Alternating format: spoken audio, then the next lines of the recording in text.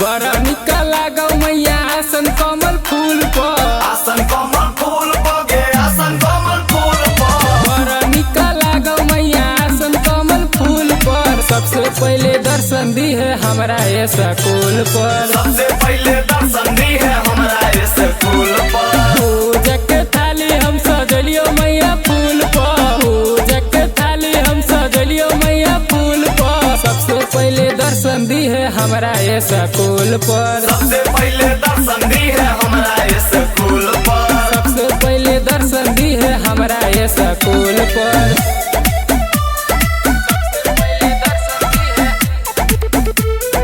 Music by Mukesh Singh.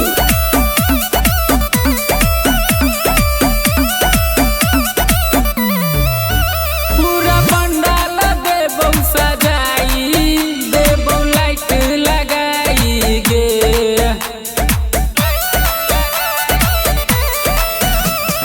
DJ पर गाना बजतौ खाली सरस्वती माई के। आगे बेटावा गोहार करो दुनू हाथ जोड़ के, बेटावा गोहार करो दुनू हाथ जोड़ के। सबसे पहले दर्शन दी है हमरा ये स्कूल पे, सबसे पहले दर्शन दी है हमरा इस फूल पे। सबसे पहले दर्शन दी है हमरा ये स्कूल पे।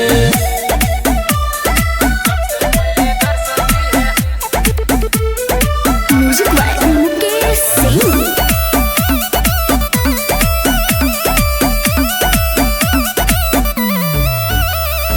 तोरे कृपा से माई बनौ दुनिया में ज्ञानी गे।